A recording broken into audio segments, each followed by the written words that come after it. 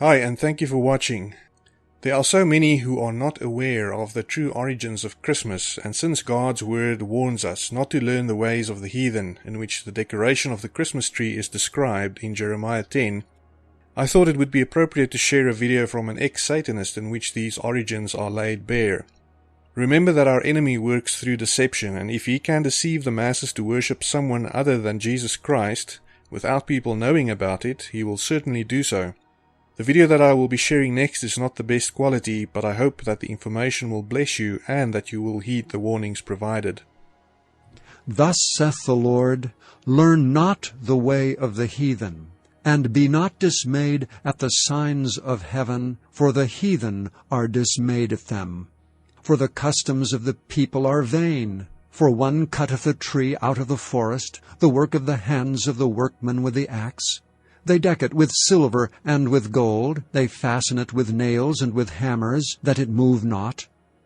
They are upright as the palm tree, but speak not.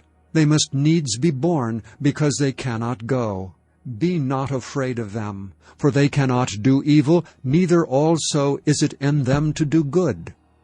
Forasmuch as there is none like unto thee, O Lord, Thou art great, and thy name is great in might. Who would not fear thee, O King of nations? For to thee doth it appertain, forasmuch as among all the wise men of the nations, and in all their kingdoms, there is none like unto thee. But they are altogether brutish and foolish. The stock is a doctrine of vanities. Silver spread into plates is brought from Tarshish, and gold from Uphaz, the work of the workman and of the hands of the founder. Blue and purple is their clothing, they are all the work of cunning men. But the Lord is the true God. He is the living God and an everlasting King. At his wrath the earth shall tremble, and the nations shall not be able to abide his indignation. We are now going to examine the wonderful holiday known as Christmas. Now, what could be possibly wrong with having the spirit of goodwill towards men and all this? Well, if you understand the truth behind the Christmas story, you're going to find out that the whole thing is wrong. When I was a child, I remember when my father used to take us out to the woods, and we would take an axe, we would find a nice full pine tree, and we would cut it down, we would drag it through the snow, we would bring it in the house, much to my mother's protest, because there'd be pine needles and snow everywhere. And then we would set it up on one of those metal stands so that it wouldn't move. You know, we made sure it was really good and solid. And we would deck it with gold and silver trimmings and everything. And of course, you know, put the traditional five-pointed star on top of it. And this is what most people, if they're from my generation, and most people nowadays, would have gone through that. I'm not saying that you will go out and cut down a tree. No, a lot of people like going for the artificial stuff. So what could possibly be wrong with the Christmas tree? Is there anything unbiblical or ungodly about it? Well, according to the Bible, in Jeremiah chapter 10, we pick it up in verse 1. It says, Hear ye the word which the Lord speaketh unto you, O house of Israel. Thus saith the Lord. And folks, I want you to memorize these next 7 words. Learn not the way of the heathen, and be not dismayed at the signs of heaven, for the heathen are dismayed at them. For the customs of the people are vain. Now listen very carefully to this. We're in the middle of verse 3. For one cutteth a tree out of the forest, the work of the hands of the workmen with the axe. They deck it with silver and with gold. They fasten it with nails and with hammers, that it move not. Ladies and gentlemen, that's a Christmas tree. And right here in God's own word, he says, learn not the way of the heathen. The heathen are the ancient occultists. They're also known as pagans. You are not supposed to be practicing any of this. God's own word makes it very clear not to be involved in this. And yet, there are going to be those people who's going to try to convince you, well, God's not talking about a tree here. He was referring to a plant or to something else. I've heard these arguments over and over and over again, ladies and gentlemen, and quite honestly, at this age, I'm sick of it. Because God's Word makes it very clear. These people have gone out, they cut down a tree, they brought it home, they fastened it so it didn't move, they put all types of gold and silver decorations on it, they decked the halls with it, and this is exactly what we're doing to this very day. So don't tell me that this is something other than a tree, because this is exactly what those pagans were doing then, and that's exactly what we're doing now. And when we take a look just at one of these pictures, this is exactly what the Bible had been talking about. People had been trimming it and decking it with gold and silver and all these wonderful, beautiful items that are on it. The pagans, among other things, they would put little pieces of cake, candy, and sweet items on it. This is why to this very day we're putting candy canes and other things like that on it, because it's part of the ancient pagan practice of honoring the winter stag god. Now, as I just stated, Jeremiah makes it very, very clear that Christmas trees are not supposed to be observed. They have absolutely nothing to do with anything that is good or godly. So then the question is, why are we doing it? On top of the Christmas tree, and just about most Christmas trees, you will find that there is a 5-pointed star. Now the question is, why do we have, such an item on top of our trees? If you recall, well, there's many different candies, little cakes and offerings and such here. All this is here because it goes all the way back to Nimrod. Nimrod himself, as depicted here, this is one of the ancient depictions on a relief of Nimrod. Nimrod himself, if you remember, was the stag god. He was considered the winter god. And just like at Rockefeller Center, where they have these huge Christmas trees every year, all lit up, at the top you'll find the traditional 5-pointed star. Now, interesting enough, at the base, in front of Rockefeller Center, whose address is 666, mind you, and it's no accident, because if you've ever gone to that building, and I've seen it and been there before, the very top, these huge neon lights, there are 3 red 6s that will glow at night. But at the base of this tree is a statue, and that remains there all year. And let me show you a larger version of this. That statue is the statue of Prometheus. Now, Prometheus, if you know your ancient Greek legends, was the one who stole the fire of illumination from the gods and brought it down to mankind. So mankind now had illumination or the enlightenment of wisdom. He stole the fire from the gods. So, why are there, among other things, Christmas lights on the tree? Well, you see, there's a lot of history behind this. You see, in the old days, people from the old world, like me and others, and from the ancient days, and the people who are practicing the occult to this very day, candles would be put on top of the trees, among other things, because it was the dark times. This was a season of the year in which most of the sun was gone and it was constantly dark out. Well, candles were lit that was actually used as a beacon to the winter god, so that during the evenings he would see those lights fly over and come around your house and bless the people inside of the house in your home for welcoming him back in. This is why the candles were used, and to this very day we're still using these seasonal lights. We've got electric lights, so we've modernized the practice of welcoming back the stag god. We put them around the tree, we'll put them in the windows, and we have these massive displays outside in which these lights, according to the ancient occult practice now, is supposed to welcome back onto the earth the winter god. Now, part of the practice of Christmas is hanging, well, I should say, first of all, is the Yule log fire. Now this, the log inside of it is referred to as the Yule log. Now it's not called Yule for no reason at all. Remember, this is December 21st, the human night sacrifice of Yule.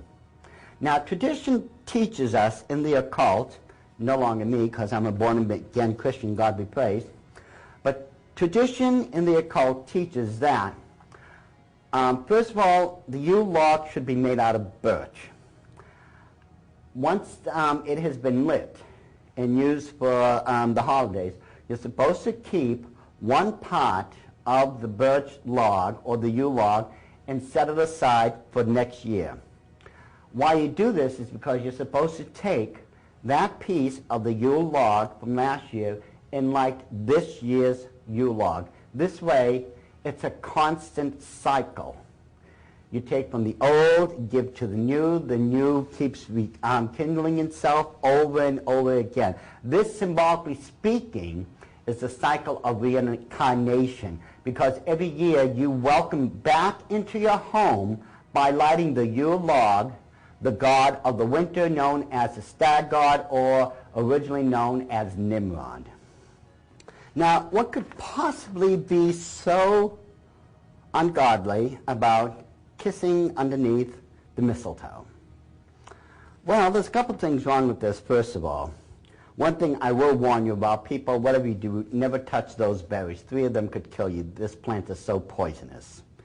Among other things that's wrong with it, mistletoe itself was very sacred to the Druids. It was a fertility plant. This was a very sacred plant to the Druids, from which the Illuminati claimed direct ascendancy from. They claim to be the modern day Druids, or the modern day rendition of the Druids. And it's because this is a fertility plant that people kiss underneath it. Now, with the mistletoe, we have another fertility plant known as the wreath. We make a Christmas wreath. It's green and red, and you will constantly find green and red throughout the Christmas season, because in the occult world, those are the 2 colors that are used for this season. And for every season, they do have specific colors that's used for their occult magic and occult belief system. Now, the wreath itself is always circular if they're an occult practitioner, and there will always be candles in the center of it. The reason this is so, as I said before, this is another fertility symbol. The candle or candles represent the male phallic symbol. The circle represents the female reproductive organs. This is why it is symbolically speaking, a fertility symbol. And this is something, symbolically speaking, we have a circle here, made out of the wreaths, that represents reincarnation. In other words, the life, the birth, and the death of the stag god every single year. And you will find that this symbol originated from the great obelisk in Egypt. Now here is a picture of the Vatican City. You'll notice dead center is the obelisk. This obelisk here, at the very top of it, in that bowl supposedly resides the charred remains, the cremated ashes of Julius Caesar. But notice dead center is to the side is the Christmas tree. Now, the obelisk itself, and let me explain this to you. Notice how the obelisk is here, and there's a circle around it. This is a very ancient, occult, pagan symbol of fertility. Now, you will notice that there are sets of lines, 2 here, 2 here, and all the way around.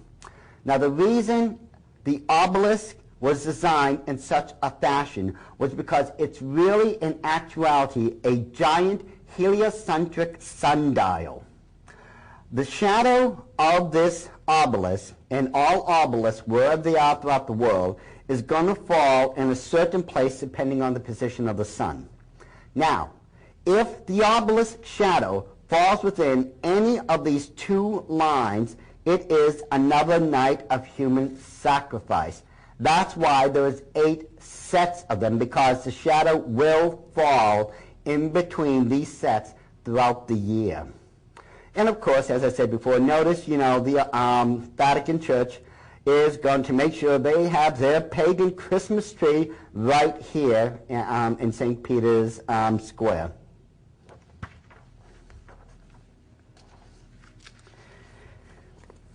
And other examples of the obelisk we have here is one in Central Park in New York. This would be Cleopatra's Needle. Supposedly, this is one of the 3 needles that resided in Heliopolis when they were just dragged from Egypt and brought here to America. This one here. Well, we've already gone over this one in the first DVD. This particular one was man-made, just like the others, but this one was made here in Washington, D.C. This is, of course, the Washington Monument, 555 feet above ground, 111 feet below ground, making for the total height of this occult pagan symbol 666 feet exactly. And if you notice, like the other ones, here we have the male phallic symbol, and there is a circle all the way around it, which represents the female reproductive organs. This is nothing but the ancient occult fertility symbol of Semiramis and Nimrod, just brought to the modern day through the organization of the Illuminati. Now, of course, we have another fertility symbol here. This one is the holly. These are holly berries, and again, this is another sacred plant in the Illuminati. They still worship this as one of the more sacred plants. It's another fertility symbol. As I said before, these are the holly berries. And, of course, there is, from the old country, the person known as the Holly King. Okay? It's from the Holly King, the whole stories behind the Holly King and such, where eventually another person comes into play. From the Holly King, you get who's known as Santa Claus. Now, Santa Claus is an interesting study because, through Santa Claus, the Illuminati has tried to prove that they are like gods on the earth, through the myth. Now, when we go through the story of Santa Claus is actually supposed to be all-knowing. I mean, think about this. Doesn't Santa Claus know who's been good and who's been nice every single day of the year? That's one of Santa Claus's ability. He knows exactly who's been good and who's been nice, and he knows how this has worked for each individual throughout the year. Well, Santa Claus has the ability of being omnipresent, or just about, because on the night of Christmas, is he not able to traverse the entire world and literally just about be everywhere at the same time and drop off who knows how many billions of presents? Well, at least that's what the story tells us. And Santa Claus, his sleigh, if you notice, is pulled by 8 reindeers. Now, these are commonly known as stags. This is why, if you notice very quickly, people, Santa Claus is just another representation of the stag god. And it's for 8 reindeers, 8 for no reason at all. You see, 8 is the only number that if you put it on its side, becomes an occult symbol, which is the number for infinity, or the act of reincarnation throughout the year, in this case, Santa Claus. Now, here we have one of the ancient depictions of the stag god. It's one of the few bronze reliefs that we still have. You notice he has the horns as a stag, and he has this bracelet here and other things that denote him as the stag god. Santa's little helpers, and this is what really kills me, rather than own up to the truth, what we've done here in America, well, we've given them a cute little look. Well, these are just little helpers dressed in green and red, and they help Santa throughout the year, making toys and whatnot. But you see, the traditions of most of America, of most of the holidays, come from Europe. And the true elves of Christmas were very horrible, evil little creatures. They went around and caused mischief for everyone or anyone who came across them. And the problem is, these elves have now, ever since the 40s and up to this day, because of J.R.R. Tolkien, have now become tall, slender, beautiful-looking beings with great power and all this. They've been transformed as a result of that. But the truth of the matter is, the ancient traditions and pictures do not lie. They point out to us that the traditional elves were nothing but small, demonic, imp-like creatures who caused anyone trouble who came across their paths. And there's a very interesting elf that you'll find in Scotland. It's around Argyll. This is a giant wooden elf. And if you notice, it is anything but a cutesy little, warm, fuzzy little creature. This is a horrible, evil-looking creature. And that's what they were all about. Elves, only became, cutesy once we decided to try to dress up the occult practice of Yule and call it Christmas and make it something palatable. And as I stated before, well, of course, over the Christmas fire, the Yule log fire, well, we hang Christmas stockings. Stockings have, according to the ancient practices, is where presents were left, not for the person to get, but they were supposed to leave presents there for the Yule god, for the stag god to take. But we've reversed it, and supposedly now those are there for our benefits. People will put small gifts and items in them, and if Santa Claus determines you're bad, you get, charcoal put in them instead, Now, all this is where, from the occult world, the modern-day practice of Christmas has come from. But the question that we need to ask is this the birthday of Christ?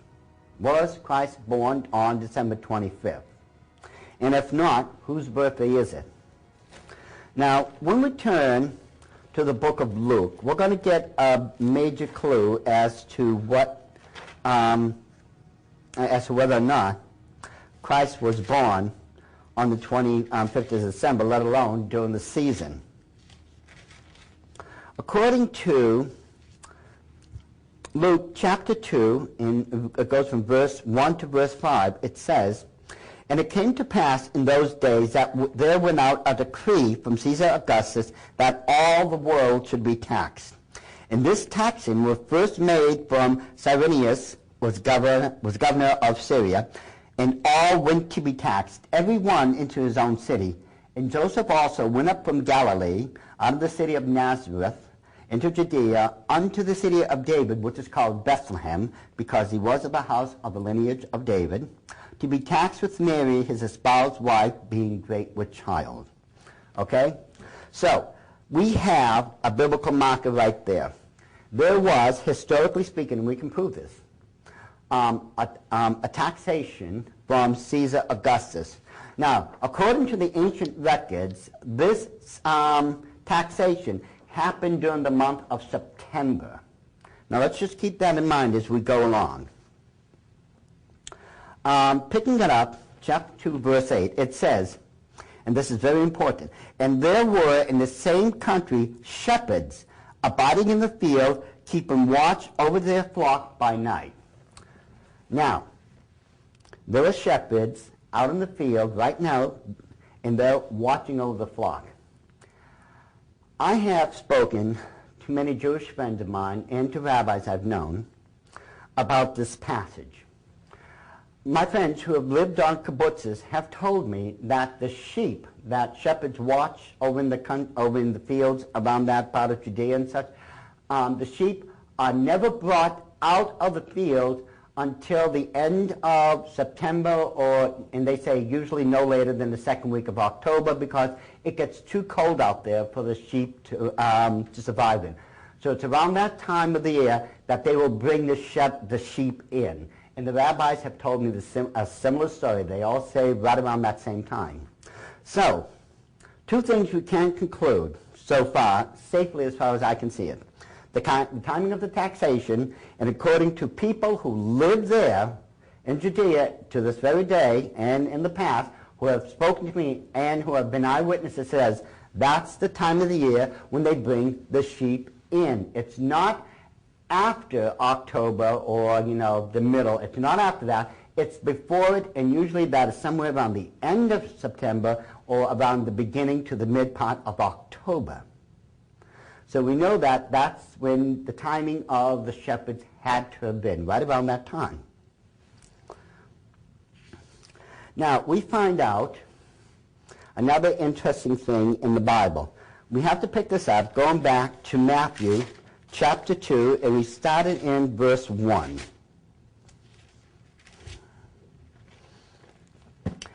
And this is going to be a bit of a lengthy one, but just bear with me. This has a lot of important information for us. Now when Jesus was born in Bethlehem of Judea in the days of Herod the king, behold, there came wise men from the east of Jerusalem, saying, Where is he that is born King of the Jews? For we have seen his star in the east, and are come to worship him. When Herod the king had heard these things, he was troubled, and all Jerusalem with him. And when he had gathered all the chief priests and scribes of the people together, he demanded of them where Christ should be born. And they said unto him, In Bethlehem of Judea, for thus it is written by the prophet, And thou, Bethlehem, in the land of Judah, art not the least among the princes of Judah. For out of thee shall come a governor, that shall rule my people Israel. Then Herod, when he had privily called the wise men, inquired of them diligently what time the star appeared. And he sent them to Bethlehem and said, Go and search diligently for the young child, and when ye have found him, bring me word again, that I may also come and worship him. When they had heard the king, they departed, and lo, the star which they saw in the east went before them till it came and stood over where the young child was. And when they saw the star, they rejoiced with exceeding great joy. And when they were come into the house, they saw the young child with Mary, his mother, and fell down and worshipped him. And when they had opened their treasures, they presented unto him gifts, gold, and frankincense, and myrrh. We'll just stop it there. And when they were come into the house, they saw the young child with Mary. Guess what? They did not find him in the manger.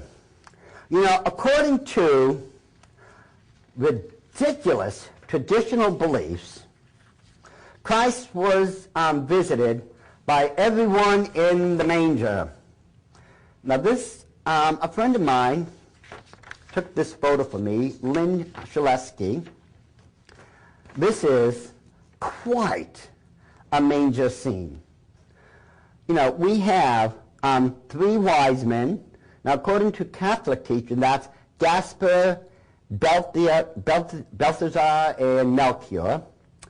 We have an angel there. We have a shepherd there. camels, we have a donkey, and a couple of sheep. And most of those people weren't there. You see, the Bible tells us that when Christ was born, Mary and Joseph was put out in the manger because there was no room for them in the stalls. And according to what we just read right now, it says about the wise men, and when they were come into the house, they saw the young child with Mary, his mother. You see, they never made it to the manger. They never did. You see, this is 2 years later after Christ was born. Go into the Bible, it makes it very, very clear that, first of all, these wise men, when Christ was being born, they saw the great star of the east. They weren't there in Judea when they saw it. These people are from the far east. They had to literally cross from one end of the continent all the way across and then down into the land of Judea to where they could finally make it. And this took approximately 2 years, ladies and gentlemen, because they didn't have automobiles or planes or trains. They took camels. And they formed a giant caravan. And this caravan literally had to have been humongous because, you see, in those days and age, Judea and the outer provinces was not the place to visit because they had a lot of sordid people there. It was just not a user-friendly place, to put it politely. So the wise men, and it was more than 3, because they had to pool their resources together, first of all, and get permission from whatever potentate they were under authority, and they had to leave and make that 2-year crossing with a huge army by their side so that they would be protected. Now, they would go to the region. They had, remember, gifts of gold, frankincense, and myrrh. And when they got to Christ, it was 2 years later, and then they presented him with the gifts.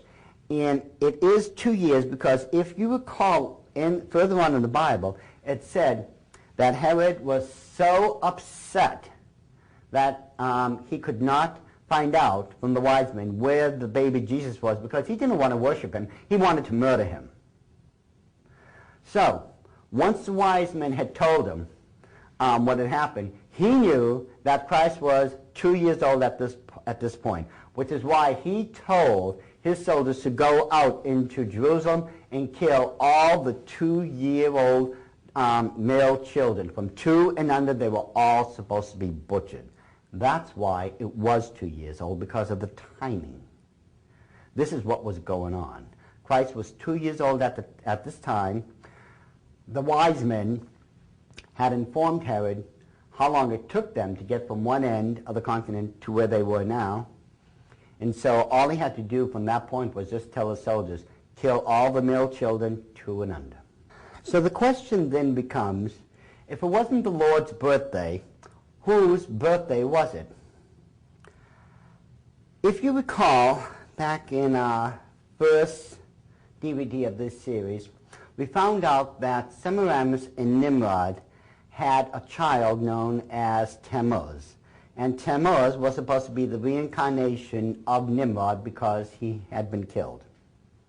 Now, Tammuz's birthday, according to the ancient records and everything, Tammuz was born on December 25th. Now, according to occult practice, remember, Yule is the night of December 21st. It's the longest winter night for the year. And it is on this day that a night of human sacrifice occurs.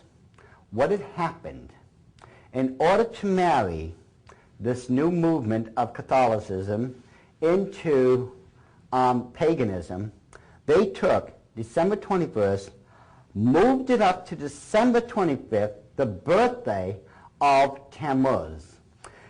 There was also a major Roman festival at that time on December 25th known as Saturnalia.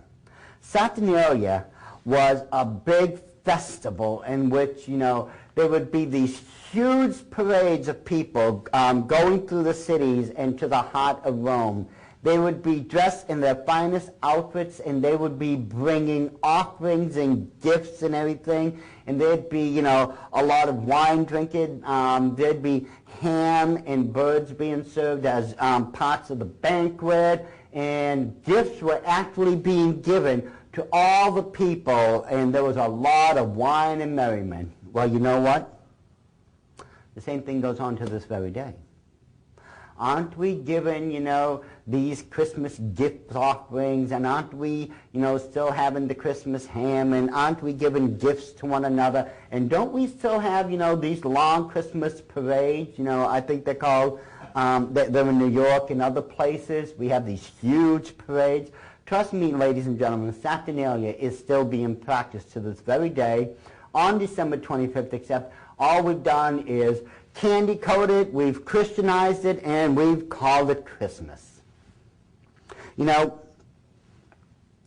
when we take a look at this ancient relief, this is whose birthday we're celebrating. This is one of the most ancient and one of the few reliefs we have of the god known as Tammuz. And it really saddens me to think that somehow we've allowed this pagan god to be deified and allowed to be the god of Christmas. We, instead of having absolutely nothing to do with this pagan occult festival, we're actually worshiping the ancient god known as Tammuz. I think by now, and I don't think I have to go any further into this, I think it's quite obvious just from the biblical perspective alone, that God wants us to have absolutely nothing to do with these occult practices, because they are occult practices. They're nothing that we should be involved in. God said, learn not the way of the heathen. And over in Corinthians, he strictly tells us not to go after the traditions of men, because that's all these are. We find out from the scriptures, only Mary, Joseph, and the shepherds and some animals made it to the manger. The angels, believe it or not, had already made their proclamation to the shepherds that Christ was born, and then they left. They didn't make it to the manger. The wise men never made it to the manger. It took them 2 years to finally get to where the Lord was. And even the Bible says that they finally found Joseph in his mother's house. We should have absolutely nothing to do with any of these occult holidays. And yeah, it might appear as if I'm being a stick in the mud here, because let's face it, these holidays are alluring. I mean, come on, we get presents, you know, and, you know, we sometimes get to choose what presents we want, even though we're not supposed to, you know, but so it's very alluring, because as I've told people time and time again, there is a beautiful side to evil, and it's a very, very seductive one. It will twist and distort your reasoning and deceive you into believing that these things are indeed Christians, but they are not. Scripture warns us that the deceit of the enemy is so strong, it could even deceive us, the elected children of God. So I'm going to leave it up to you, ladies and gentlemen, because let's face it, you are responsible for this knowledge now. It's between you and God. But I would tell you right now, I would get rid of this occult practice as soon as I could, because the longer you allow it to stay in your life, the harder it is for you to get rid of it. And all I can say is right now, just think about all the evidence, review it in the Bible, and judge for yourself.